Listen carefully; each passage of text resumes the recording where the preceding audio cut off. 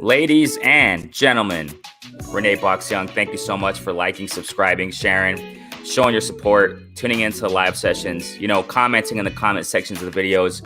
As I always say at the beginning of my videos, at the beginning of my live sessions, I really appreciate each and every one of you. Thank you so much, for liking, subscribing, sharing, everything you do, subscribers since day one, recent subscribers, this is a platform where we simply discuss, critique, analyze, and simply talk about the sport of boxing in a level-headed fashion, man. I really appreciate you all. This is a flash live, man. You know how I do it, man. Out of nowhere. Always itching to talk boxing, Always itching. And we're going to talk some stuff, man. My guy Chris Rain is in the building, man. How you doing, Chris? Doing good, man. Doing good. That's what I'm talking about, man. So we're going to chop it up, man. Definitely. Matter of fact, hey, Phil J, what's going on, family? My guy's in the building, man. What's going on, bro? I had to do Flash Live, Phil. I had to do Flash Live, bro. I just had to, So we got some things to talk about. I couldn't get some sleep last night, man. Then started chopping it up a little bit with El Chapo, Chris Reyna, my guy. And, watched a little clip, watched some boxing last night. Early morning, as a matter of fact. Like I said, I couldn't go to sleep, man. That's why I'm kind of late, Chris Reyna. That's why when I was telling you I was at a certain time, to go live, but I kind of slept in, man, because I couldn't freaking sleep, dude. I slept like at 5 a.m, dude, and I just couldn't go to sleep, man. I slept a couple hours at night, and then I woke up like at 2 something, and I just couldn't go to sleep again, man. I don't know why. My mind just races sometime, So, so definitely, man, it's great to have you, Chris. So how you doing? Everything good, man? Yeah, everything's good. Hey, are you still on your little break or whatever from work and stuff like that? Yeah, man. Yeah. Yeah. Cool. Yeah. So, even though I couldn't sleep, that's like all good. It's all good. I could take a nap later or something. That's why you slept in. Exactly, man. That's exactly why. Man. Why is it that when Mexicans sleep in is only till like 10 or 11 o'clock? I know, dude. Exactly. I'll be trying to sleep in, and I call sleeping in like at 10 and 11, and I'm like, oh man, I gotta get up already. I gotta get up. Exactly, dude. I can't it's not too common that I really sleep in till 3 in the afternoon or 2. That I can't do that, man. Something in my mind tells me, wake the heck up, do something. Yeah. Gio James, what's going on, family? Y'all jumping in here, man. Thank you guys so much, man. Flash Live, you know how I do it, man. We're just going to chop up sport of boxing. Love it, man. Got some things to talk about, definitely, as always. Got some fights this weekend, too. And I want to chop a little bit about that, chop it up a little bit later about Conor Benn, and generally prospects. Interesting how, Chris, we're chopping it up, early morning last night. Last night, early morning, whatever, right? We were talking a little bit about that. And it's interesting because I kind of want to direct this live towards prospects and obviously general news. People are jumping in. Hold on, let me salute you guys, man. You guys are awesome. Chain with Ice. Hey, family.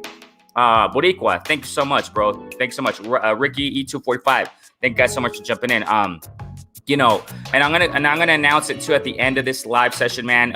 It's already scheduled on the channel. I got planned tomorrow. Talked about it a couple lives ago. I talked about it a few lives ago where I said I'll be having hopefully somebody on soon, and one of the I forgot who it was in the chat.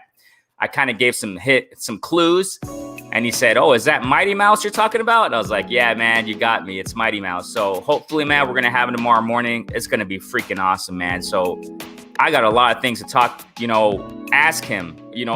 It's just the great stuff, man. So Lord willing, we're gonna have him on tomorrow morning. Okay, around this time, 10:30 Central Standard Time in the morning. Hopefully, I don't freaking sleep in again, but I doubt it. Right? I'll have my alarm on and stuff like that. So yeah. So if you guys can go ahead and share it, go ahead and post that interview for tomorrow. Okay, I got it scheduled already on the channel. You can go check it out on the channel. It says there. I think it says something like UFL Mighty Mouse interview, something like that. So, and it has a thumbnail. It has him there. Pigeon Mike Tyson, what's going on, man? What's going on, Pigeon Mike Tyson? I hope everybody's great, man. Hope you guys are doing great today, man. Thank you guys so much for tuning in, man, jumping in. All right, Chris, let's get to it, man. First, let's talk a little bit about Kid Austin, man. Kid Austin, this kid, he looks like now. First, before I get to this, generally speaking, quick examples. When it comes to like up and comers prospects, right?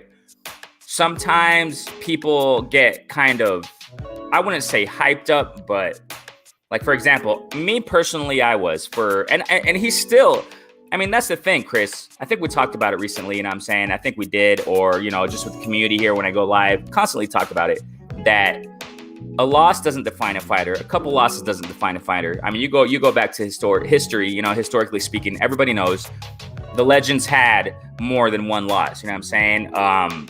It's just a part of the game, you know what I'm saying? When you fight the best, when you challenge the best, you're going to lose eventually, most likely, you know what I'm saying? So, and in this case, like, I had my eye a lot on Triple D, Daniel Dubois, and on the lead up to the Daniel Dubois versus Joyce fight, right, in the heavyweight division, I personally thought, and I predicted, and I was wrong, that Daniel Dubois was going to beat Joyce, but Joe Joyce beat Daniel Dubois with the jab, man.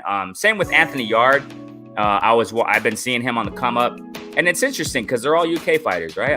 They're from that area, right? Anthony Yarde, same thing. Watching him come up and really like him. I still do. Then he lost against Kovalev. Then he came back and lost against a guy. I think his name is Lyndon Arthur. Same thing. When he fought Lyndon Arthur and Kovalev, Anthony Yarde practically lost by a jab. Interesting, huh? And Josh Kelly, another prospect. I mean, maybe many people will say, Anthony Yarde wasn't a prospect, whatever. But my point is, when seeing fighters, up and comers, you know what I'm saying, come up, sometimes a lot of people or networks, I understand it's their job. Promoters kind of overhype them, you know what I'm saying? Josh Kelly's another example, UK fighter. He just lost, as a matter of fact. He's still the goods. He has skills, but he definitely has things to work on. There's a contrast though, Chris Reyna. There's a contrast because I've seen, like, for example, with Virgil Ortiz, Jerome Ennis. You got prospects out there, or I don't know, well, they're called contenders now, whatever. But we see them come up in their careers, and their skills, you can see there's quite a difference. We see the same thus far, even though his career is very, very novice in pros. We see it in Kid Austin. What do you think about Kid Austin, man, generally? Man, I'll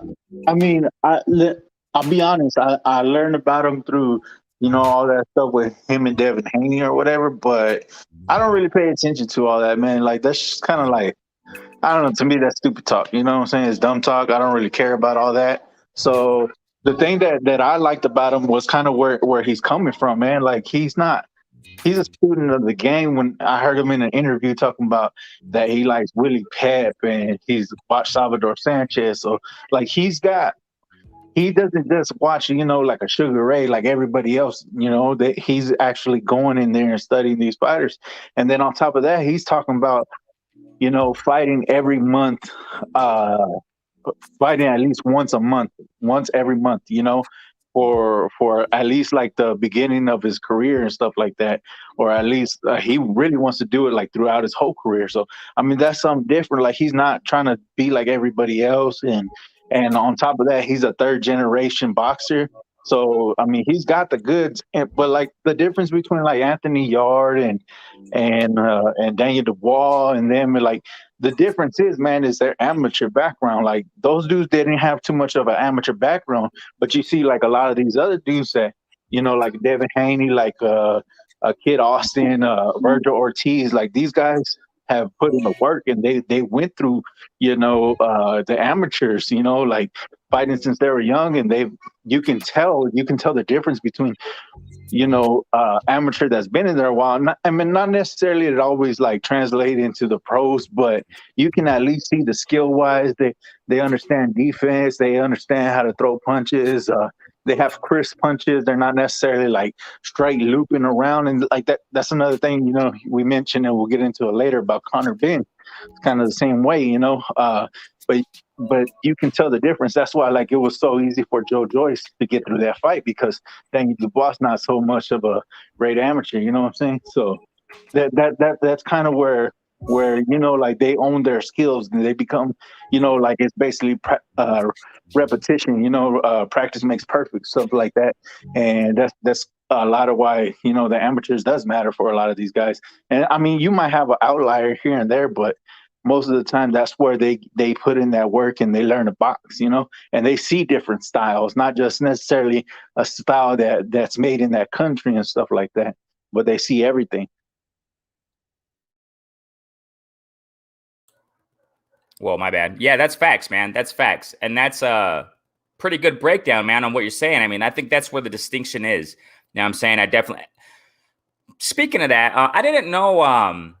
Hey, I didn't know that Kid Austin said that. You know what I'm saying? That he wants to fight once a month. Usually, prospects, novice in their careers, they fight constantly. Once a month. And he wants to do that throughout his whole career. He mentioned something like that. Yeah, he basically said that he wants to fight at least once every month, like and kind of basically old school, man. So I mean, he's a kid that's a student of the game, that really is a student of the game, and that's what I like about it.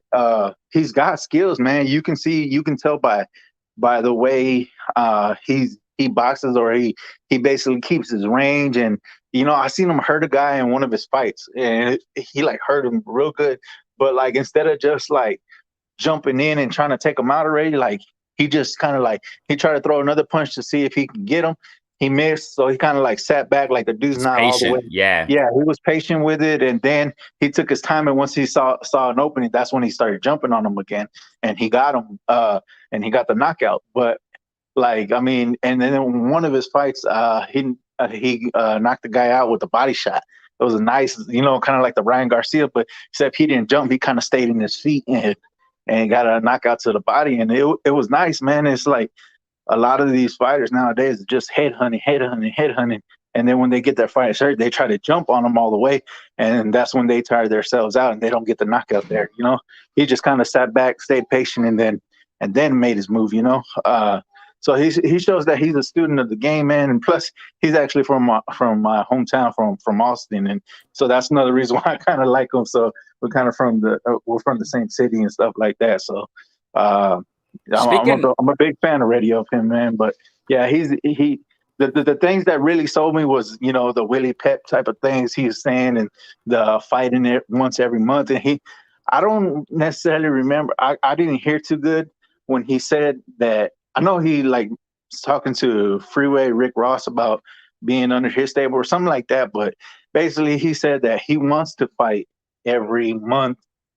But I don't know if he said if they tell him not to fight every month, he won't do it, or he will do it. I don't really hear too clear about that. But I know he said that's basically his plan, at least for this year. I know that he's going to fight every month.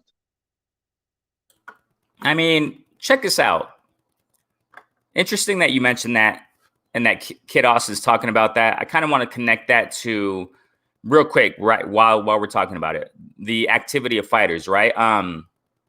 For example, man, I talked about it recently, and I don't necessarily agree with him, with Jermell Charlo. He tweeted recently, we can say recently, whatever, a couple days ago, a couple weeks ago, whatever, right?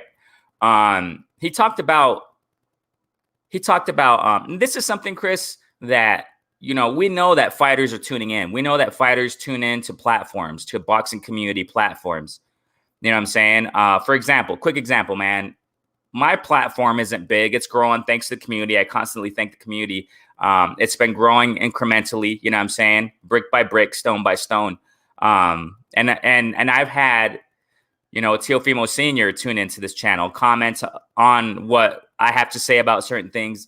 Also, McCaskill, she just fought Breakus. The coach, he commented on one of my videos and breakdowns on the Breakus versus Jessica McCaskill rematch when I was breaking that fight down.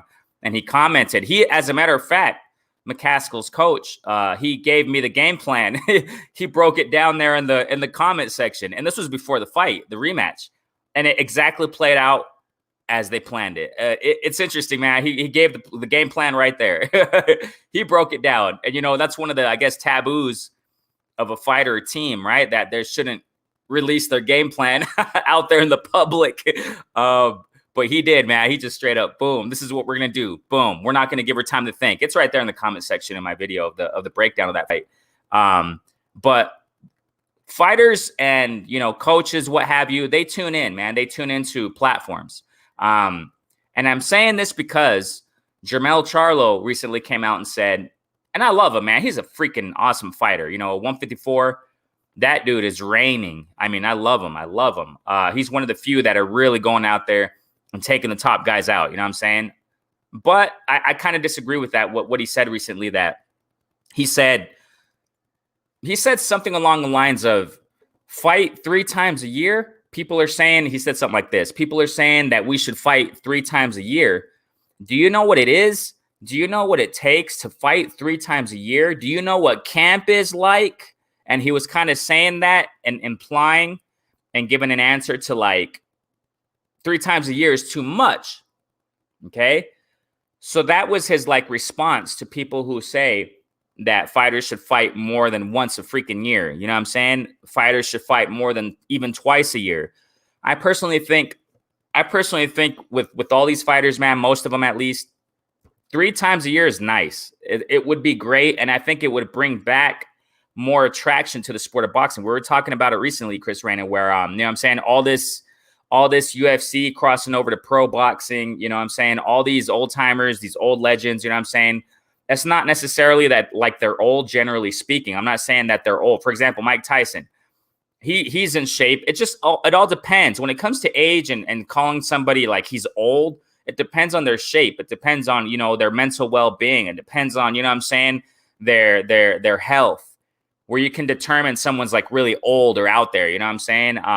If someone's getting Alzheimer's disease, or, you know what I'm saying, when they're way up there in age, just forgetting everything and lost. And, you know, you can say, wow, you know, the age is really setting in, you know, but when I say old, I'm talking about, when I say old timers coming back, I'm talking about their age to come back to fight. I mean, that's kind of, I think it's kind of old, but we were talking about it recently about that, you know, what's going on right now with the sport of boxing. And we're seeing that those things happen where old timers, you know, old legends are coming back to fight.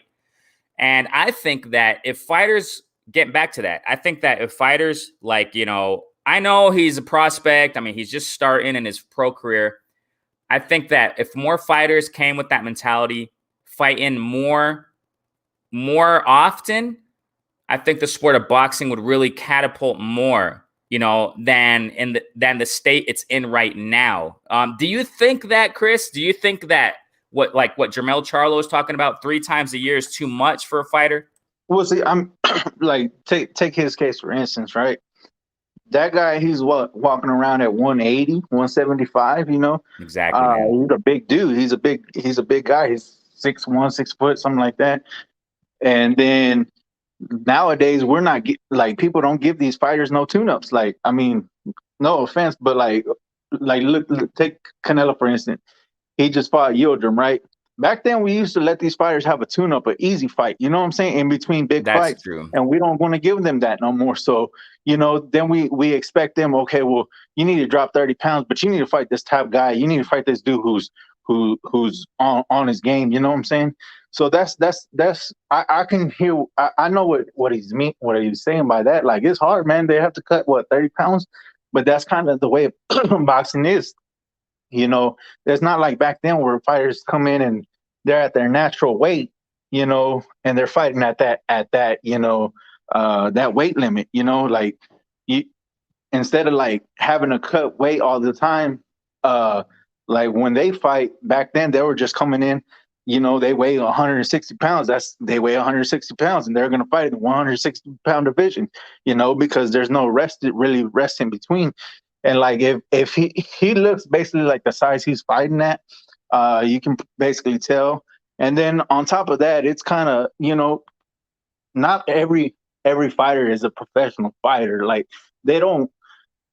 I don't want to, not necessarily that they're not, but they don't treat it like a profession. You know, like, these guys come out, they fight, they get in the ring, they do their thing, right? I'm not saying that, but to live as a professional is kind of like a Canelo, like a Floyd, you know, between take fights, care of your body, don't drink or whatever, or if you do, but they're always staying in the gym. You always see them in the gym. When they don't have a fight, you see them in the gym. When they're always training their body. They're always training their body. Like LeBron, like he's even in the off or whatever. Like he's basically taking care of his body, and that's what I mean by being professional. Like not all these fighters are doing that. Like you have fighters back in the day like Chavez, like De La Hoya, like Whitaker, like they were out there partying, having fun. All these guys back then, that's what they were doing. And you can tell that that's why they depleted so early in their career. Like not early, but like 34, 36, stuff like that. But a lot of these fighters nowadays, they're not doing that. They're just kind of like, let me fight twice a year. I'll cut weight when I have to, and then that's it. You know what I'm saying? Other than that, I'm gonna live my life. And I mean, there's nothing wrong with that, but that's kind of the way it is right now. And if you're not gonna do that, you gotta fight at your basic weight level, and it's kind of hard. Like, so you're gonna go and fight a guy who's naturally bigger, naturally stronger all the time because you want to fight the old school way, and you're gonna be fighting. You know what I'm saying? With guys that are twice your size and stuff like that, because you want to fight at your natural weight. So then it becomes more, hey, you know what? Do I do what everybody else is doing just so I can remain competitive? And you know what I'm saying? So I think that's kind of what it is. I mean, there's a select few that really do that. What you're saying that, in between fights, like you said, Mayweather, even though he's kind of retired, I guess, whatever, right? What I meant, like back in the day when he was fighting, Yeah. Oh, yeah. Right. I think he was one of the ones that could do it if he really wanted to. But I mean, he's making so much money that it didn't matter, But I mean, if he wasn't, I'm pretty sure he could, That's facts. And right now, there's a few breed that really does that. What you're saying, that really between fights keep their weight. We talked about it time and time again here. You know what I'm saying? You got Jerome Ennis. It looks like, okay, I know it's controversial, the whole thing of I had my little rant, but I didn't holistically understand the situation. According to Virgil Ortiz's team, right, with the scale 0.6 over. But generally speaking, let's talk generally. I think, Virgil Ortiz is one of those guys that keeps weight. He keeps himself in check.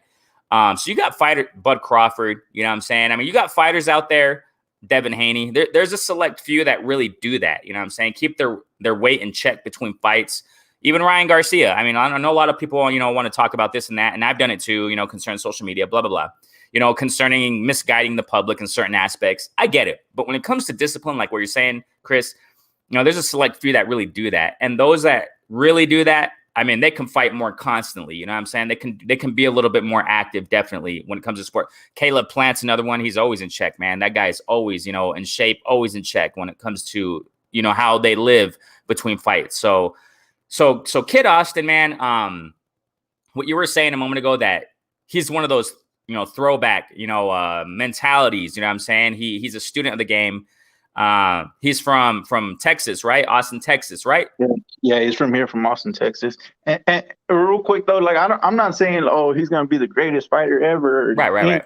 But just the mentality that he has, his skills wise and stuff like that, like I'm very intrigued by the young man, and like he's somebody I really want to watch. I'm gonna put a lot of attention and focus into him. And when I'm going to talk about him a lot because I like his mentality and I like his skills and I just like the type of demeanor he's got. And that's kind of what it is. It's not necessarily, I'm not saying, because I'm the type that basically any prospect, I'm not going to just say I'm going all in for them. They're going to be the greatest ever, like Virgil Ortiz or Boots. I'm not going to say they're the greatest. They're going to be the greatest, you know what I'm saying? But I like the way he fights. I like his style, and he's somebody that to look out for. He's a prospect, Exactly. And there aren't many prospects out there that talk like Kid Austin's talking. There's something you mentioned a moment ago, it caught my attention, and I kind of want to correlate it. I want to kind of correlate it to another up and coming fighter. I think he's also from Texas, man. I think he's also from your territory, man. Ammo Williams. I think it's Ammo Williams, man. He just fought recently, not last week or nothing, but I think it was a couple weeks ago. Okay, that's the thing, like you just said. You just said it, man, clearly. A lot of these boxers where you can distinguish. Another example is Fulton.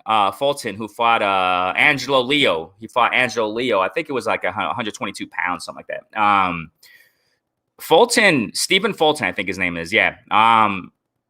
These guys, man, Ammo Williams, it's something that distinguishes, a certain fighter, especially when they're coming up. You know what I'm saying?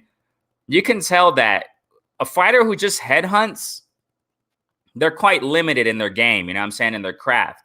But a fighter who goes to the body and goes upstairs and knows when to go upstairs after going to the body, I mean, that says a lot, man. That shows that they have, pretty good skills, you know what I'm saying? Not just that, obviously, but Ammo Williams, he kind of reminds me of that too. He goes to the body, you know what I'm saying? He punishes to the body and goes upstairs. Yeah, he has some things to work on, of course. But I like how he goes to the body. You know what I'm saying? I really do. He punishes the body, man. And if I'm not mistaken, Ammo Williams, he's from Texas too, right? Yeah, he's from Houston. Like, see, like him, he's a guy that you can tell still needs a lot of polishing, a lot of work.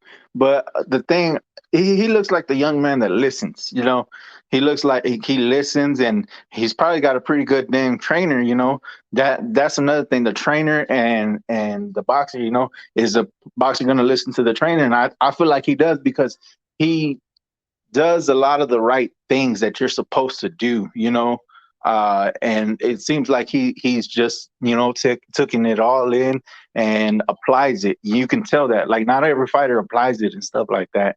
So that's what I do see from him. So I mean, he can be one of those outliers, that ends up doing good without a great amateur background and stuff like that.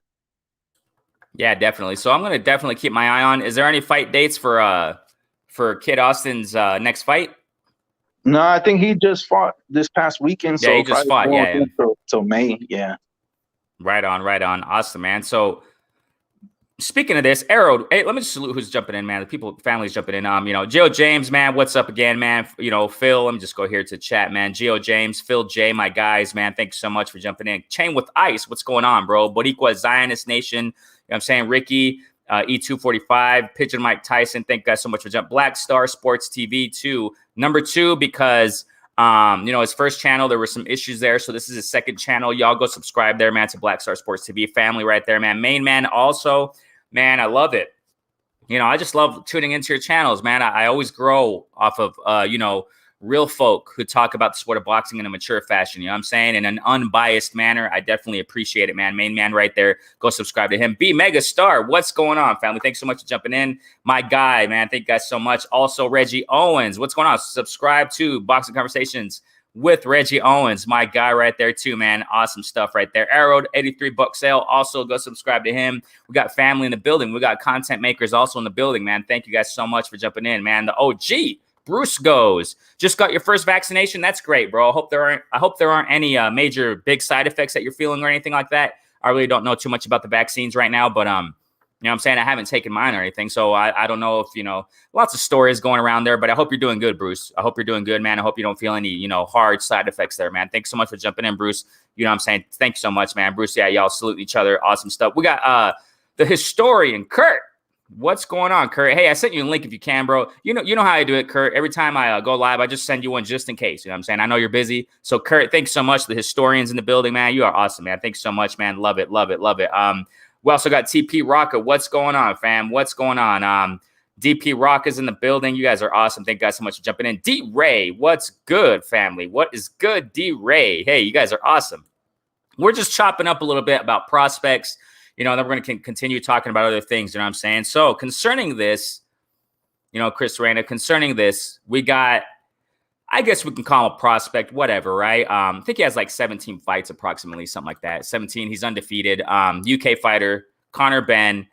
You were just talking about it, and I like how you broke it down, man. How you got, you know what I'm saying? It's weird because I don't know if it's the culture thing, how they're brought up. I just don't know. You know what I'm saying? I don't get too deep in that when I study culture. I don't do that when it comes to fighters. But you talked about, you just mentioned something important that seems like some of these UK prospects that have been coming up, like they don't, you know what I'm saying? As far as their amateur, Of course, there are exceptions. You got Lomachenko. You got, you know what I'm saying, Beterbiev. You know, they got extensive amateur careers. I mean, that's understandable. You know what I'm saying? But at the same time, there are several, prospects out there from the UK that seems like they don't have really extensive amateur careers, and it shows in their pro performances. I think Conor Benn, it's like what you just said, man. Conor Benn, I think, is one of them.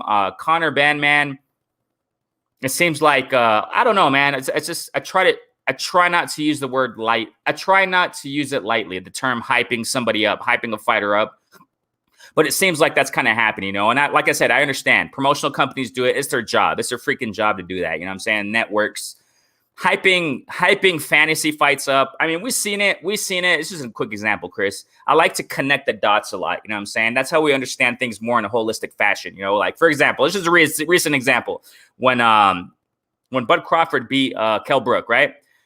Right after the freaking fight, I think it was that same night, man. They put a post, they put a post, thumbnail, whatever, in Instagram, social media, Twitter. I think it was by Top Rank, and they put Bud Crawford and Spence, like punching, nice graphics in the background, and making it all dramatic. And is Bud and Spence the next fight? It's like, of course it's not the freaking next fight. Stop. It's like they're trying to hype things up, things that aren't going to happen. At least soon, So I mean, I understand it's their job. You know what I'm saying? It's their job. And with Conor Benn, it seems like that's going on, kind of hyping the guy up. You know what I'm saying? He's a prospect. He's just coming up. But the way he performs, Chris Reyna, it worries me. His performances, man, he's at 147, welterweight, stacked division, blah, blah, blah. Everybody knows that. You know what I'm saying? 147. And you got some freaking great prospects. We already know the names in this side of the pond at 147. You know what I'm saying? And Conor Benn, he has some big freaking flaws. I got my eye on him, but his performances, man, he's going to fight Samuel Vargas this Saturday. So, I mean, I'm really interested in seeing how he's going to perform. This kid has to improve. It's kind of like what you said a moment ago, man. He headhunts and he throws winging wide hooks. And when he throws hooks, he keeps his head, his right here is open. He doesn't use the glove to, he doesn't use it to block. He just keeps it open like this, and boom, he gets countered so much. He gets freaking countered so much, man.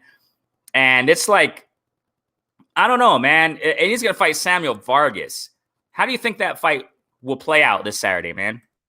Man, I think it's going to be a really, really good fight. I think it's going to be a knockdown, drag-out fight because he has a lot of Conor Benn. He has a lot of just raw talent. Raw talent. That's what he has. Is a lot of raw talent.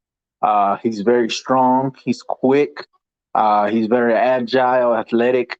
But like you said, he doesn't have a lot of the like the crispness of the punches, keeping the punches close to the body. Yeah.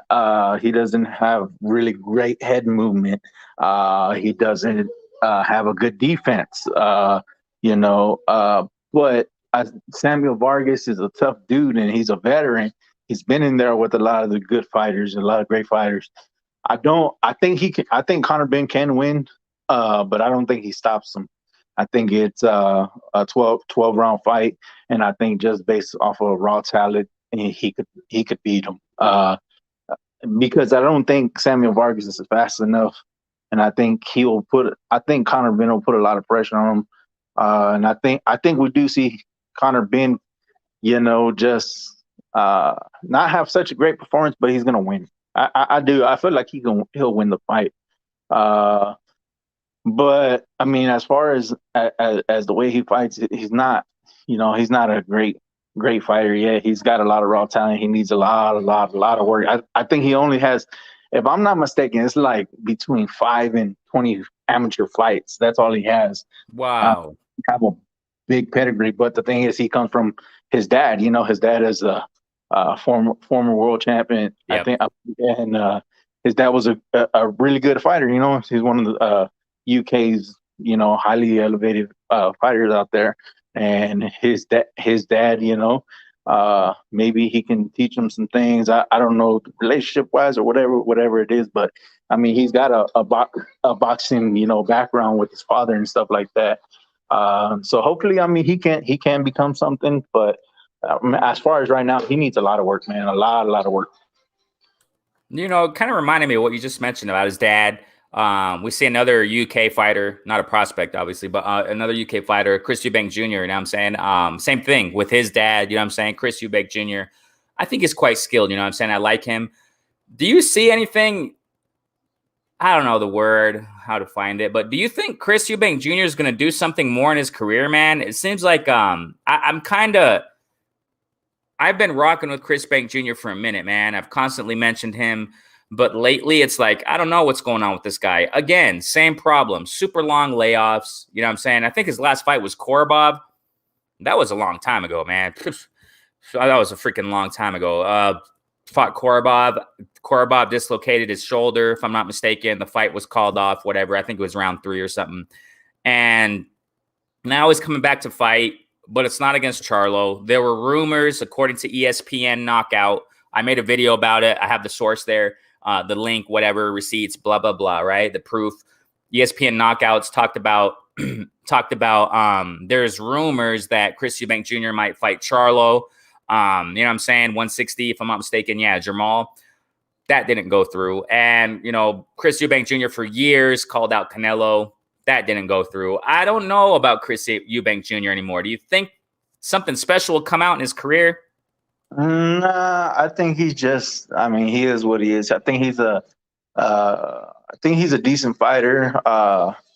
He'll get in there and give, the top guys, some good work, give a tough fight. But as far as, being at the top, no, I don't believe so. And honestly, to be honest, my projection of Conor Benn is kind of the same. I think eventually he'll have some skills in the ring, but I don't see special. I don't see special in him. I see a nice tough fighter, and just somebody that's gonna get in there with the best and just give him some good work. But I don't think as far as being champ top level. But I mean, I hope they prove me wrong, man. But as far as Chris Eubank, no, I don't see it too much, man.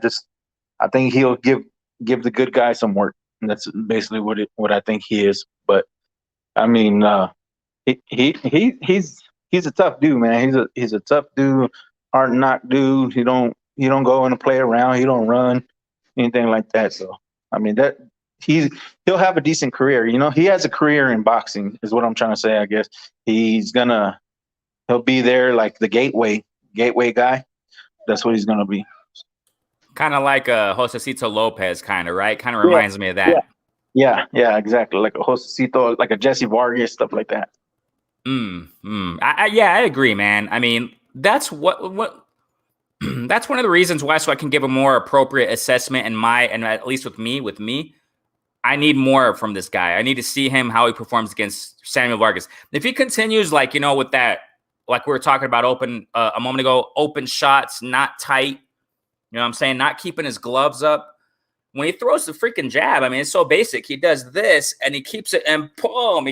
You know what I'm saying? He throws the jab and he kind of leaves the left glove way down here. And boom, he's been caught so many times doing that. And with hooks on the inside, doesn't have the left glove up. Yeah, go ahead. I noticed that he'll throw the jab out and he'll come back with the 4. And basically when he does it, it's you could see him loading up every time he does it. Every time he just basically telegraphs here it comes. And when I was watching what's his name? Fanella or what? I forget his Formella. Formella. All right. And he kept doing it. And by later in the fight, it was 4th, 5th round, 6th round, you could see Formella okay, here it comes. He let him hit him with the jab, but then you see right when he's starting to load up with it, he dip on him and just get out of the way. And it was like that for a lot of the rest of the fight. You could see he just missing a lot of punches and just basically wasting punches and stuff like that. But I do want to say this, about Chris Eubank. you know, even though if he doesn't become like a top, you know, like that is how do you say it? Like that's it's accomplishment because he made a career out of boxing, and that's not a Good point. like that's not a bust in my mentality. You know, he's gonna make a career out of boxing, and he'll be there for at least another 8 years, and that's a good, you know, that'll be a good thing. 8 years he'll be there still, and that's a good thing. You know, that's a win. You know, that's not a bust. So like the ones I say are like, you know, like bust. Like I mean, look at how bad, you know, Chavez Jr. is doing. You know, like you know how just his career went. He did good for a while, man, and he showed a lot of promise, and then he just slipped off into darkness. You know what I'm saying? So like those are kind of like busts to me and stuff like that. But like as far as if they can make a career and be productive and just be a good quality opponent for any fighter, man, that's a win. Yeah, because they actually, you know, fighters like that serve for, you know, up and coming prospects in certain divisions. You know what I'm saying? Like, for example, Conor Benn can serve, like you said a moment ago, like one of those gatekeepers, whatever they call them, right? You know what I'm saying?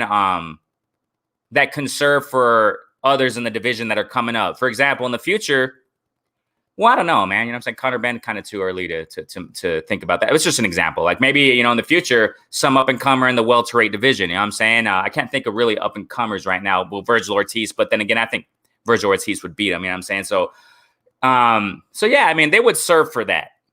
You know what I'm saying? They would serve. It doesn't look like they really have special talent, things of that nature. You know what I'm saying? But definitely, I want to see how he performs this Saturday. You know, against Samuel Vargas. You know what I'm saying? And speaking of that, we also got yeah, it's this Saturday. Heck yeah, man.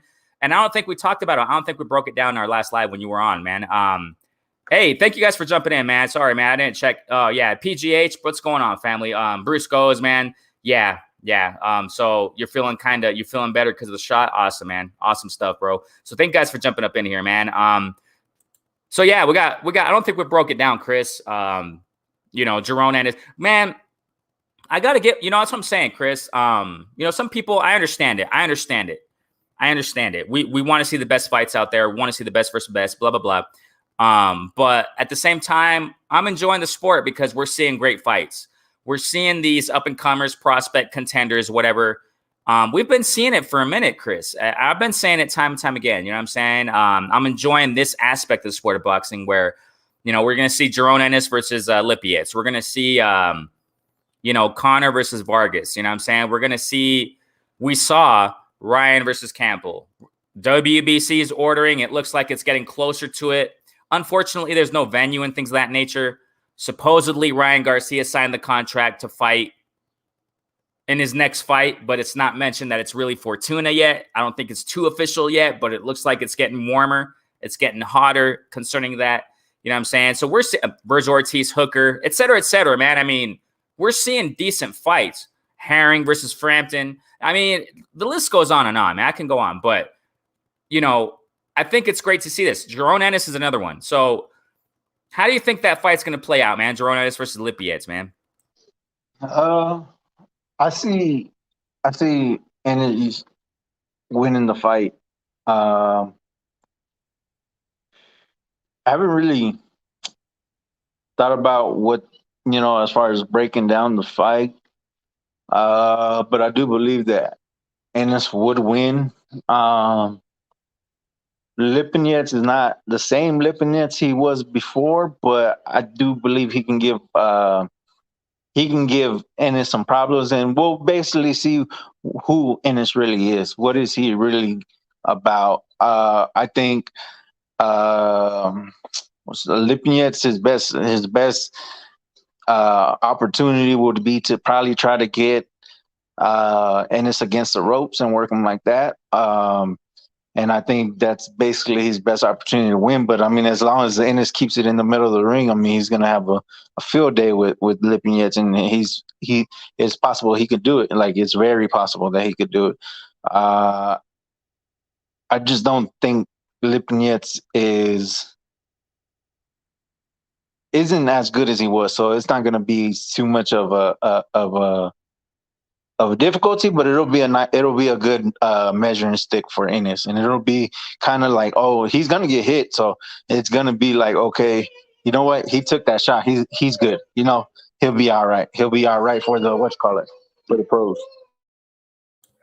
Yeah, for the top two. Yeah. And you know, this is something nobody really talks about, and I've noticed it several fights ago with Ennis. Nobody really talks about it. Obviously, no fighter, you know what I'm saying? Ennis has a minimal flaw, a minimal one. Apart from, because I personally think, I said it a few days ago, I think Ennis is going to block circles around Lipetz, man. I think he's just going to perform amazingly, make a freaking statement. And I think that's what he wants to do. He wants to make a statement. I mean, I try not to pay attention too much because I really don't have the freaking time. I mean, sometimes, obviously, I look at my feeds and stuff, but I don't do it every other second. I mean, I got other things to do during the day, you know what I'm saying? But I haven't read his tweets or something like that. You know, I have here and there, but it's just the thing with Ennis, man. We talked about it a moment ago. There's nothing new with him as far as his lifestyle. This guy's always training. There's nothing new in that aspect. You know, this guy's always training. You know, it's always the same thing. Oh, I'm in the trap. Oh, I knocked out, 7 miles today, this morning. I feel good. Sparred 12 rounds. I feel great. And this is all the time. I mean, this is not just because a lot of people think about, they focus more on certain fighters, how they're living between fights. Obviously, we don't live with these dudes, whatever. But what they post on social media and things of that nature, videos, blah, blah, blah, we get an idea. And a lot of people focus on that more when they have a fight date. I don't. I constantly look throughout months, even when they don't have fight dates, because a lot of the times, man, like for example, Jaron Ennis, when he's done fighting, a couple weeks later, back in the gym, boom. I mean, he's just, there's nothing new in that aspect with him. You know what I'm saying? So, but a lot of people, because of that, they think that, a lot of people think like Jaron Ennis has no flaws. Like he's perfect, no fighter, you know what I'm saying? I have, and nobody's talking about this. This is what I'm saying here. This is what I'm trying to say here. I haven't heard anybody reference this, and I've referenced this several times. When he fought this guy, his name is Ubov, something like Uabov, or I don't know where the heck this dude's from. It was back in it was in the beginning of 2020. It was in the beginning of the year of 2020.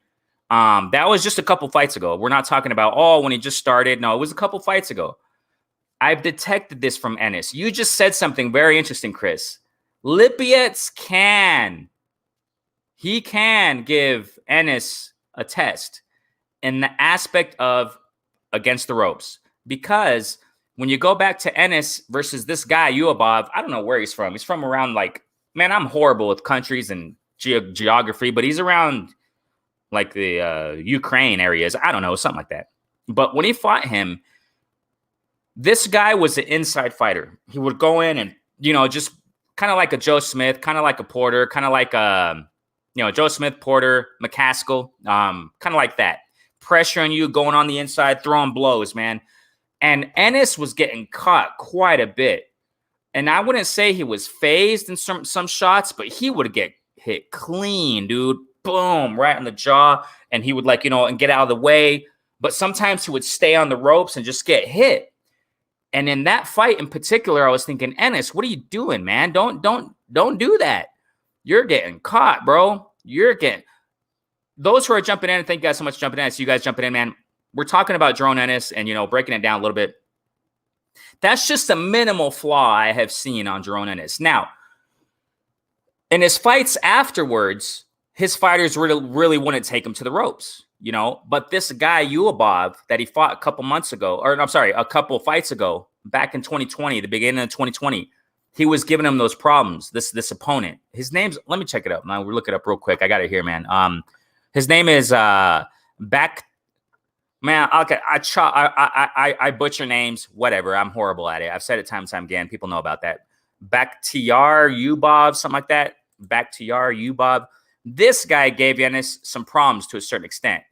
And he did it by pressuring him, throwing him against the ropes, landing some hard freaking shots. Now, that's the only problem I think that, issue that Lipetz can bring against Ennis. I think that Lipetz has some power, and that's gonna test Ennis. Even though I think in my assessment and Ennis versus Lipetz, is Ennis is going to box circles around him, but he has to be careful. He has to be careful when he fights on the inside. You know, of course he's going to get hit. All fighters get hit. But how is he going to take a Lippiet's power punches in that jaw? Boom, you know, is he going to let Lippiet's take him against the ropes? If he does, he has to freaking watch out. But Ennis, with his skills and footwork ability, you know, sidesteps, pivots. I mean, I don't think he'll let him do that. But I question it to a certain extent. He might let him do that. He might let Ennis come on the inside because he's done it before against this Yubov guy. And this Yubov guy isn't really a top, you know what I'm saying, welterweight or whatever. So that's a problem that Ennis can bring. That's a potential, you know what I'm saying? But I personally, even though I think Ennis is going to box circles around him, he's going to do great, he has to watch out. He has to be careful.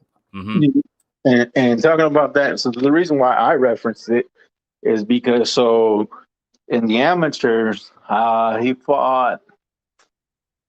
There was one of the Russell brothers. I forget his Antonio. I don't know, man. They all okay. got a name, right? They all got the same name. Exactly. He basically took him to the ropes and beat the crap out of Ennis. Wow. Just gave it to him. And now that since you say that, like maybe he does have maybe that is one of his flaws. So that's just going to be one of his flaws. So that's why, like, as far as that, I don't think Lipinets is the type of fighter that can expose that. But like you put him up, and this is one of the things, like Ennis versus Virgil.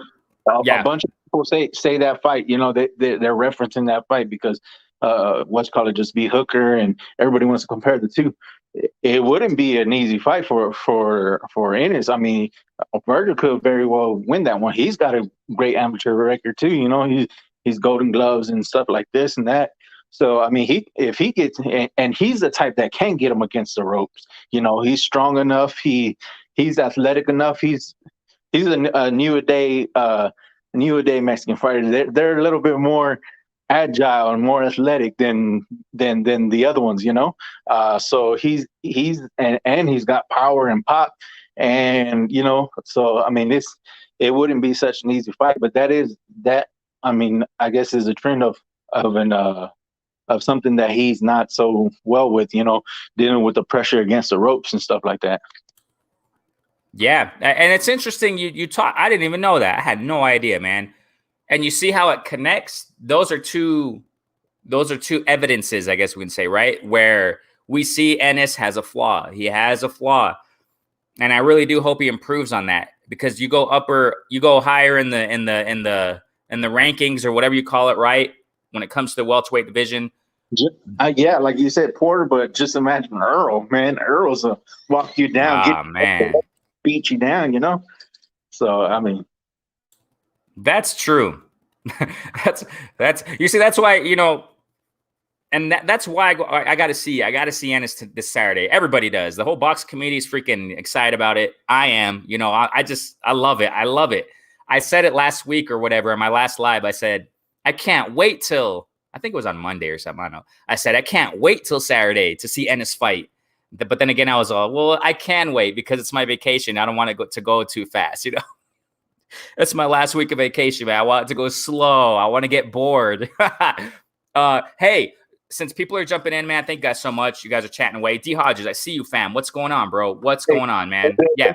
Hey, I gotta go. I gotta go and do some stuff before work and stuff like that. But hey, it was good catching up with you and helping you out today. Anytime, just let me know. Yeah, Chris, where can they follow you at? And God bless you, and God bless everybody in the chat, man. Y'all have a good day. Before you go, where can they follow you at, bro? Where can they find you? Oh, man, just hit me up on Marlo's Corner. I'm usually there for doing videos, making cartoons, whatever, helping out over there. So if y'all want to check me out or hear what I got to say, or just check out the videos that I make, cartoons I make, go over there and check it out, man. But, yeah, everybody, peace in the chat, man. Y'all be safe. God bless y'all. Peace, bro. Thanks so much for jumping in, man. Stay safe, fam. Awesome. So let me answer this, man, real quick. Yeah, so you guys go follow Chris Reyna, man. The things he does, the content he produces in conjunction with, Marlo's Corner. Go check it out, man. Awesome stuff. Awesome channel. You know what I'm saying? D-Ray has a question here. Who promotes Boots? What side of the street? Yeah, it's PBC, right? Now, that's the thing. You know what I'm saying? Just real quick talking about that. You know what I'm saying? That those are the potential weaknesses that, it looks like those are apparent, evident weaknesses that Jerome Ennis has. When he gets pushed against the ropes, I guess I can say to a certain extent fighting on the inside, right? But when he particularly gets pushed against the ropes, that's a big problem. You know what I'm saying? He gets caught quite a bit against the ropes. You know what I'm saying? I didn't know that. Chris Reyna just mentioned that about in the amateurs.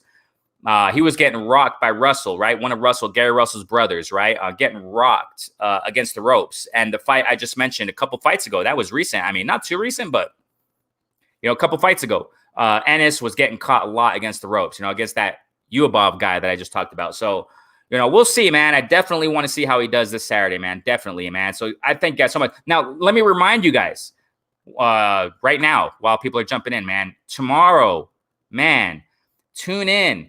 Tomorrow, I got planned, as you can see, check it out on my YouTube channel, Mighty Mouse, man. I'm going to interview Mighty Mouse, UFL Underground Fight League. Man, you tune in, ladies and gentlemen. Share that link so that people can tune in. Because what Mighty Mouse brings, man, is opportunities for youngsters to box. You know what I'm saying? Great movement. I got a lot of questions for Mighty Mouse. And please prepare questions for tomorrow, okay, for Mighty Mouse. I repeat, according to plan, I'm going to be interviewing Mighty Mouse from UFL, okay? So please, Underground Fight League, he's doing big freaking things, man. He's doing big things, you know what I'm saying? Man, I can't wait. I cannot wait for tomorrow morning, man. So that's the plan, okay? Please, those who follow me on Instagram, I got the thumbnail there too. Facebook, you know what I'm saying? Renee Jr., you can follow me on Facebook, Renee Jr. I'm not leaving, okay? I'm still continuing right now. I'm still chopping up boxing, all right? But I just want to take this time because I see people jumping in to announce this, okay? So tomorrow on Twitter, you can follow me also, Renee Box Young. I post the same things mostly. On Instagram, I do some other things there and post some stuff, some music and stuff like that I like, But one more time, man, Mighty Mouse. You got kids out there who like fighting. But maybe we got to understand, ladies and gentlemen, sometimes we have children, or maybe you have children, teens that are going down maybe the wrong path. We got to be realistic here, you know what I'm saying? And this is a freaking great platform where they can, channel, their aggression or whatever, you know what I'm saying? And box, you know what I'm saying? Guns down, gloves up. That's the movement, you know what I'm saying? That Mighty Mouse, pushes UFL Underground Fight League. It's really, it's amazing, man. So tomorrow we're going to be interviewing this guy, man. Definitely, man. He's awesome. Really down to earth. I've been talking to him since a few weeks ago. We've been talking back and forth a little bit, getting this in the works. When I talked to him, to Mighty Mouse, he was fixing to go to Miami. He just left Miami. That's why. So it was back then we started talking. Since then, that we're arranging having him on this platform. So, man, down to earth guy, cool dude.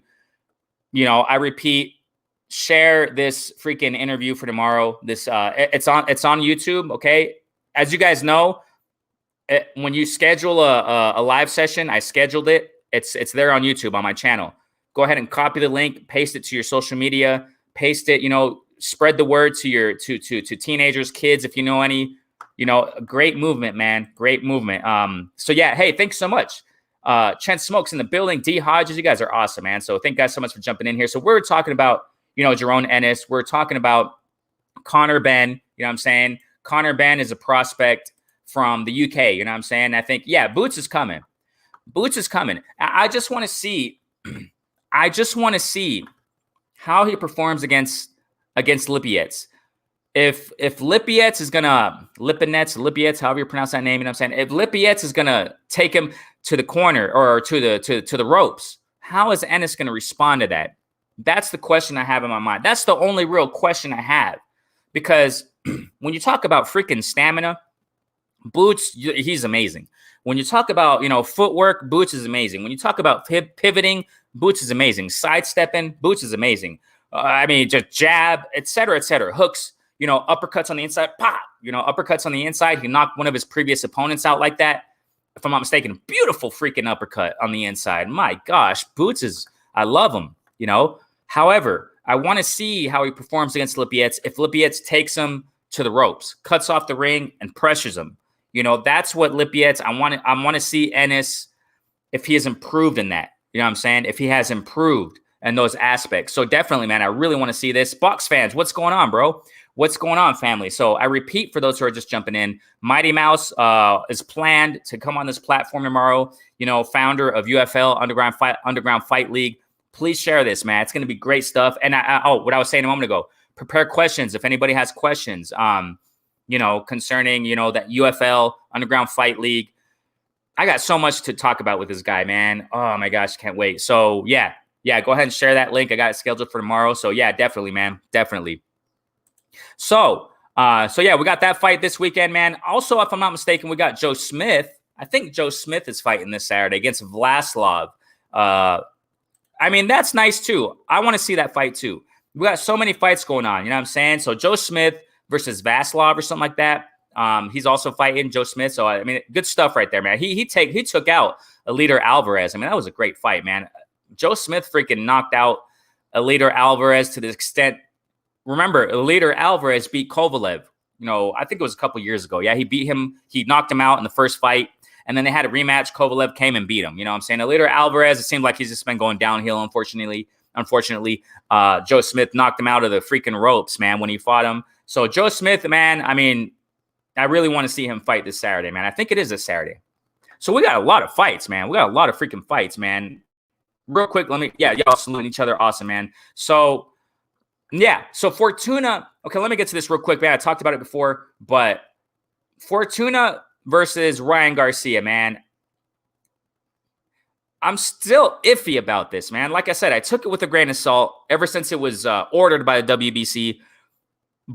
But it looks like Ryan Garcia signed a contract, but the opponent is not mentioned of the fight. Like, okay, you signed a contract, but who's your opponent? So, I mean, I don't know, man. I really want to see this, man. Fortuna versus Ryan Garcia. I hope it happens, but it's like, what? There's no like official clear announcement by his team. I don't know if he's really posted it on social media or something, or, Golden Boy, whatever, but I don't, you know what I'm saying? What's going on there? I hope this happens, man. Ryan Garcia versus Fortuna, you know what I'm saying? I hope that happens, but I just still take it with a grain of salt. That's why I'm not really talking about it too much. I mentioned it in my lives in a couple live sessions, you know what I'm saying? But I don't know, man. But I'm excited. I really hope this happens, but I'm still taking it with a grain of salt. You know what I'm saying? Hey, I wanted to mention something. Floyd Mayweather, man. Floyd Mayweather, it's kind of fluff news, okay? Floyd Mayweather had a picture with, he took a picture recently. Something's in the works. He's probably going to fight this Jake Paul dude, man. Yeah, he had a picture with Dana White or something, with this other guy, this other conglomerate, whatever you want to call him, entrepreneur, rich guy, right? From the promotional company or whatever that worked in conjunction with Mayweather to fight this Asian kid. Remember that? That was a while ago. So Floyd Mayweather had a picture with Dana White and this other guy who worked with Floyd Mayweather in conjunction to make that exhibition fight with that Asian kid. So it looks like, man, Floyd Mayweather is going to come back and do another exhibition fight really soon. And it's probably going to be, how they've been talking, and it's not going to be on Triller. So we'll see what happens, man. I mean, I'm honestly not really interested in that. I just wanted to share that with you guys. I don't know if you guys saw it on social media, but they're talking about doing that, man. It looks like they're going to do something. So I don't freaking know, man. I don't know what's going on there, but man, I'm going to get going. But before I go, please remember tomorrow morning, man, 10:30 Central Standard Time. I'm going to be interviewing Mighty Mouse. Okay. So please, man, show up and show out, ask questions, share it. You know what I'm saying? On your social media platforms, also in your profiles, what have you, because this is going to be some good stuff, man. Mighty Mouse. Once again, founder of UFL, man, Underground Fight League. Hopefully it works out. You know what I'm saying? Hopefully everything works out smoothly. We're going to have him on the platform tomorrow, okay? Tomorrow morning, man, 10:30, I repeat, Central Standard Time. I don't know your time zones, but it's around the time I usually go live here when I do Flash Live. So, but this one's scheduled. This live is scheduled. So, show up and show out. If you have any questions for him, man, it's going to be some good stuff, man. So, yeah, we got about an hour in here, man. I didn't really want to take too long today on this Flash Live. I think I'm going to push a video in a moment. So, definitely, man. Thank you guys so much for jumping up in here, man. Thank you guys for jumping up in here. Definitely, man. I love it. Love talking, sport of boxing. So this weekend, we're going to have some great fights, man. But tomorrow, man, tune in. Thank you guys so much. Renee Box Young. Stay safe out there. Stay safe. And hopefully to see you tomorrow morning, okay? Peace out, fam. Stay safe, all right?